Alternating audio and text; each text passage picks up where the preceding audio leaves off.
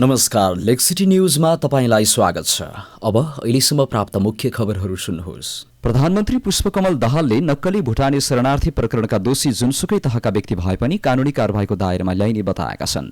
बिहिबार प्रतिनिधि सभाको बैठकमा प्रतिनिधि सभा सदस्य मेटमणि चौधरीले प्रतिनिधि सभा सदस्य शेरबहादुर कुँवर मार्फत सोधेको प्रश्नको जवाफ दिँदै प्रधानमन्त्री दाहालले दोषी जुनसुकै तहका पदाधिकारी तथा व्यक्ति भए पनि कानूनी दायरामा ल्याउन कुनै कसर बाँकी नराख्ने बताएका हुन्। उनले प्रहरीको निष्पक्ष र व्यावसायिक अनुसन्धानमा हालसम्म कुनै पनि हस्तक्षेप नभएको र आगामी दिनमा पनि हस्तक्षेप नगरिने बताएका छन्। उनले दोषी नउम्क्युन् र निर्दोष नपरुन् भन्नेमा सरकारको जोड रहेको उल्लेख गरेका छन्।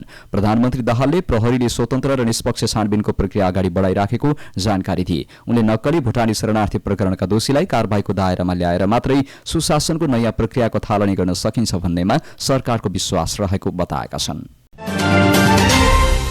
नक्कली भुटानी शरणार्थी प्रकरणमा मुछिएका नेपाल हज समितिका अध्यक्ष शमशेर मिया पक्राउ परेका छन्। भुटानी शरणार्थीको कोटामा अमेरिका पठाउने नाममा ठग्ने गिरोहसँग मियाको संलग्नता देखिएपछि मिया सिंहदरबार भित्रैबाट पक्राउ परेका हुन्। नक्कली भुटानी शरणार्थी बनाएर अमेरिका पठाउने भन्दै ठगी गर्ने गिरोहले मिया चढ्ने गाडी प्रयोग गरेको खुलेपछि प्रहरीले उनको खोजी शुरू गरेको थियो। गृह मन्त्रालय अन्तर्गत नेपाल हज समितिका अध्यक्ष मियालाई तत्कालीन गृहमन्त्री रामबहादुर थापा बादलले 2077 माघ 7 मा नियुक्त गरेका थिए। प्रधानमन्त्री पुष्पकमल दाहालले समयमै मल उपलब्ध गराउन भारत सरकारसँग मल खरिदको सम्झौता भइसकेको बताएका छन्। बिहिबार प्रतिनिधि सभा बैठकमा सांसदका प्रश्नको जवाफ दिँदै प्रधानमन्त्री दाहालले भारत सरकारसँग मल खरिदको सम्झौता भइसकेको बताएका हुन्। उनले यस वर्ष समयमै मल बिउ उपलब्ध गराउन सम्बन्धित मन्त्रालयलाई निर्देशन दिएको पनि बताएका छन्। सम्बन्धित मन्त्रालयबाट काम अगाडि बढिसकेको पनि उनले जानकारी दिए। प्रधानमन्त्री दाहालले आगामी आर्थिक वर्षको नीति कार्यक्रम र बजेटमा कृषिलाई र किसानहरूको हितलाई उच्च प्राथमिकता दिइने स्पष्ट पारेका छन्। त्यस्तै उत्पादन र रोजगारी सृष्टिको कुरालाई पनि उच्च प्राथमिकता दिइने उनको भनाइ छ। प्रधानमन्त्री पुष्पकमल दाहालले नागरिकता सम्बन्धी विधेयक 1 महिनाभित्रै टुङ्गो लाग्ने बताएका छन्। बिहिबार प्रतिनिधि सभाको बैठकमा प्रतिनिधि सभा सदस्य दीपक कार्कीको प्रश्नको जवाफ दिँदै प्रधानमन्त्री दाहालले 1 महिनाभित्रै नागरिकता सम्बन्धी विधेयकको टुङ्गो लाग्ने बताएका हुन्। उनले अघिल्लो प्रतिनिधि सभाकै पालामा पारित भएर राष्ट्रपति कहाँ पुगेको नागरिकता विधेयक प्रमाणीकरण नभएर होल्ड भएर बसेको र खारेज समेत नभएको अवस्था रहेको भन्दै उनले सोही विधेयकलाई राष्ट्रपति मार्फत प्रमाणीकरण गराउने विषयमा पनि छलफल भइरहेको बताएका छन्। उनले नयाँ विधेयक ल्याउनुपर्ने मत समेत भन्दै विभिन्न सम्भावनाहरूमा छलफल भइरहेको बताएका छन्। प्रधानमन्त्री पुष्पकमल दाहालले विदेशी लगानीलाई प्रोत्साहन र स्वदेशी उद्योगलाई संरक्षण गरी आर्थिक भार कम गर्ने सरकारको नीति रहेको बताएका छन्। प्रतिनिधि सभाको बिहिबारको बैठकमा सांसदहरूले सोधेका प्रश्नको जवाफ दिँदै प्रधानमन्त्री दाहालले यस्तो बताएका हुन्। उनले सरकारले राजस्व प्रशासनलाई थप सुदृढ र चुस्त बनाउँदै राजस्वको दायरा विस्तार गर्ने र राजस्व चुहावट, राष्ट्रिय पुँजी पलायन, अवैध कारोबारलाई कडाइका साथ नियन्त्रण गर्ने सरकारले नीति लिएको बताए। प्रधानमन्त्री दाहालले सरकारले सरकारी खर्चमा मितव्ययिता कायम गरी फजुल खर्चको नियन्त्रण गरिरहेको बताएका छन्। उनले वित्तीय संहिता प्रभावकारी कार्यान्वयन गरी खर्चको आवश्यकता र राजस्व क्षमताको आधारमा वित्तीय हस्तान्तरणको कार्यक्रमलाई सुदृढ गर्दै लगिने प्रतिबद्धता जनाएका छन्। उप प्रधानमन्त्री तथा गृहमन्त्री नारायण काजी श्रेष्ठले कमिसन र भ्रष्टाचारको जालो तोड्न सरकार निरन्तर लागि परेको बताएका छन्। नेकपा माओवादी केन्द्र निकट प्रवास समन्वय समितिका सदस्य तथा प्रवासमा कार्यरत नेपाली बुद्धिजीवीसँग बिहिबार भएको भेटमा उनले भ्रष्टाचारको जालो भत्ताभङ्ग पार्न आफू निरन्तर लागि परेको र यसमा नेपाली डायस्पोराको पनि साथ चाहिएको बताए। उप प्रधानमन्त्री श्रेष्ठले कमिसन र भ्रष्टाचारको अन्त्य नगरी आर्थिक समृद्धि र देश विकास गर्ने कुरा सम्भव नरहेको उल्लेख गर्दै भ्रष्टाचार र अनियमिततामा संलग्न जोसुकै भए पनि सरकारले नछाड्ने दृढता व्यक्त गरे। प्रमाण पुग्ने दोषी जोसुकै भए पनि सरकारले छाड्दैन। उनले भने अनावश्यक र सस्तो लोकप्रियताका लागि तथ्य र प्रमाण बिना सरकारले कसैलाई पनि छुँदैन। उनले नक्कली भुटानी शरणार्थी प्रकरणमा निर्दोष नपरुन् भन्नेमा सरकार सचेत रहेको बताएका छन्। छानबिनलाई निष्कर्षमा पुर्याउन आफूलाई प्रधानमन्त्री पुष्पकमल दाहाल प्रचण्डले दौरो साथ दिएको उप प्रधानमन्त्री श्रेष्ठको भनाइ छ।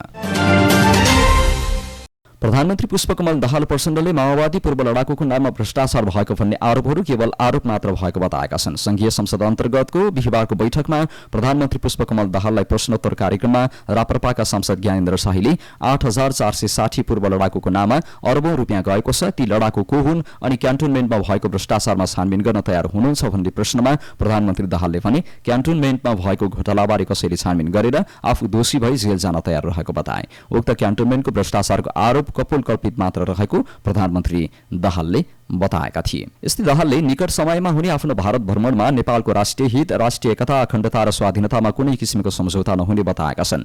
बिहीबार प्रतिनिधि सभा बैठकमा प्रतिनिधि सभा सदस्य रघुजी पन्तले सोधेको प्रश्नको जवाब दिँदै प्रधानमन्त्री दाहालले भारत भ्रमणका क्रममा देशको राष्ट्रिय हित, राष्ट्रिय एकता, अखण्डता र स्वाधीनतामा कुनै किसिमको सम्झौता हुन नदिने बताएका हुन्। उनले आफूहरू नेपालको 1 इन्च जमिन छोड्न नसक्ने स्पष्ट पार्दै सोही मान्यताभित्र रहेर भारतसँग कुराकानी हुने बताए। उनले ईपीसी प्रतिवेदन बुझ्ने नबुझ्ने सम्बन्धमा पनि भ्रमण अघि केही भन्न नसकिने पनि बताएका छन्।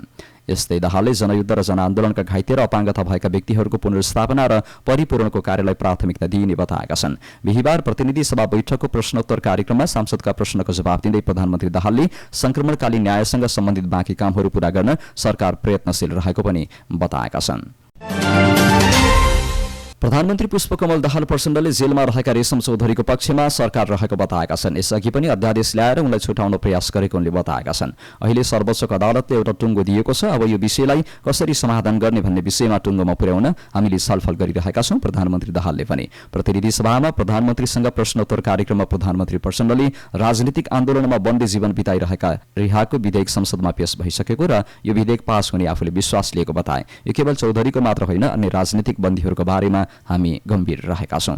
यस्तै उनले प्रधानमन्त्री भइसकेपछि भारत जानै पर्ने कुनै त्यस्तो कारण नभएको बताएका छन्। प्रतिनिधि सभामा भएको प्रश्नोत्तर कार्यक्रममा राष्ट्रिय जनमोर्चाका अध्यक्ष चित्रबहादुर केसीले प्रधानमन्त्री भइसकेपछि भारत भ्रमण गर्नुपर्ने बाध्यता के हो भन्ने प्रश्न गरेका थिए। उक्त प्रश्नमा प्रधानमन्त्री दाहालले नेपालमा त्यस्तो बाध्यता नभएको र बाध्यता छैन भन्ने कुरा आफ्नो पहिलो कार्यकालमा व्यवहारले दिइसकेको बताएका छन्।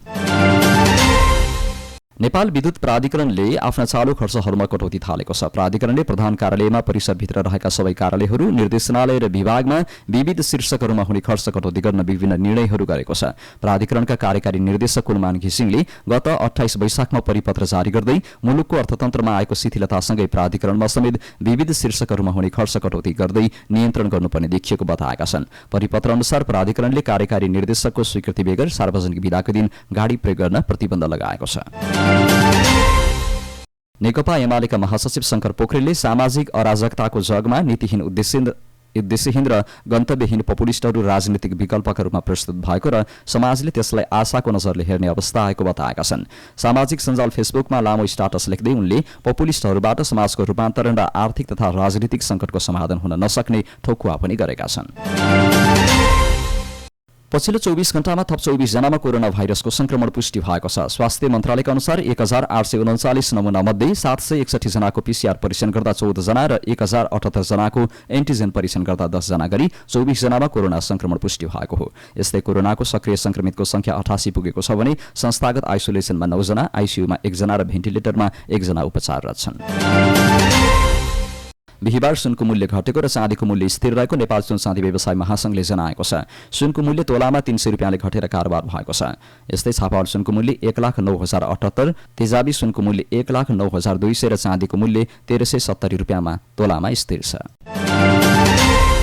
अब अन्तर्राष्ट्रिय खबर। म्यानमारको सैनिक सरकारले सत्ता हातमा लिएपछि $1 अर्ब बराबरको हतियार खरिद गरेको खुलासा भएको छ।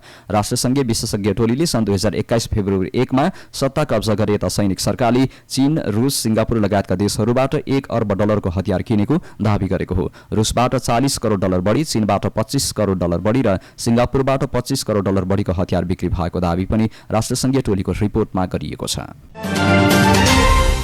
अमेरिकाले नेपालमा हिन्दू राष्ट्रको पक्षमा बोल्न भारतीय नेताहरूले पैसा दिने गरेको आरोप लगाएको छ। अमेरिकी विदेश मन्त्री एन्थोनी जे ब्लिङ्कनले सार्वजनिक गरेको अन्तर्राष्ट्रिय धार्मिक स्वतन्त्रता रिपोर्टमा नेपालको धार्मिक स्थितिप्रति टिप्पणी गर्दै हिन्दू राष्ट्रको पक्षमा बोल्न पैसा दिने गरेको उल्लेख गरिएको हो। अमेरिकाको विदेश मन्त्रालयले सन् 1998 देखि प्रकाशित गर्दै आएको भनिएको अन्तर्राष्ट्रिय धार्मिक स्वतन्त्रता रिपोर्ट अन्तर्गत नेपालको सन्दर्भमा छुट्टै 13 पृष्ठको प्रतिवेदन प्रकाशन गरेको छ। यो रिपोर्ट बनाउन काठमाडौँ स्थित अमेरिकी दूतावासले सरकारी अधिकारी, धार्मिक समूह, गैर सरकारी संस्था, पत्रकार, मानवाधिकार अनुगमनकर्ता, शिक्षाविद, सञ्चार माध्यम र अन्य ठाउँबाट सूचना संकलन गरेको अमेरिकी विदेश मन्त्रालयले दावी गरेको छ। रुसले कृष्णसागर हुँदै युक्रेनी खाद्यान्न निर्यातको सम्झौता थप 60 दिन बढाउन सहमत भएको छ। 1 वर्षभन्दा लामो समयदेखिको युद्धले विश्वभर खाद्यान्नको भाव सर्किरहेका बेला रुसले खाद्यान्न निर्यातको अवधि बढाउन सहमति जनाएको हो। टर्कीका राष्ट्रपति रिसेप एर्दोगानको पहलमा रुस अवधि बढाउन सहमत भएको हो। टर्कीका राष्ट्रपति एर्दोगानले रुसी सहमतिले भोकमरीले छटपटाइरहेका विश्वका धेरै भागका मानिसलाई राहत पुग्ने दावी पनि गरेका छन्। अन्तमा खेल खबर। इन्डियन प्रिमियर लिग आइपिएल टी20 क्रिकेटमा बुधबार राति दिल्ली क्यापिटल्सले पञ्जाब किङ्सलाई 15 रनले हराएको छ। धर्मशाला मैदानमा टस हारेर पहिले ब्याटिङ गरेको दिल्लीले राईले रुसोको आक्रमक ब्याटिङमा 2 विकेट गुमाएर 213 रन बनायो। रुसोले अभिजित 82 रन बनाउँदा पृथ्वी शाहले 54 रनको योगदान दिए। जवाफमा 214 रनको लक्ष्य पछ्याएको पञ्जाबले निर्धारित 20 ओभरमा 8 विकेट गुमाएर 198 रन मात्र बनाउन सक्यो। पञ्जाबका लियाम लिभिङस्टोनले 94 रन बनाए पनि टोलीलाई जिताउन सकेनन्। लेक सिटी न्यूज अहिलेलाई यही सकिएको छ। हाम्रो प्रस्तुति तपाईँलाई कस्तो लागिरहेको छ र तपाईँ कुन ठाउँबाट हेर्दै हुनुहुन्छ कमेन्टमा उल्लेख गर्न नभुल्नुहोला। ताजा समाचारको लागि हाम्रो च्यानल सब्स्क्राइब गर्न नभुल्नुहोला।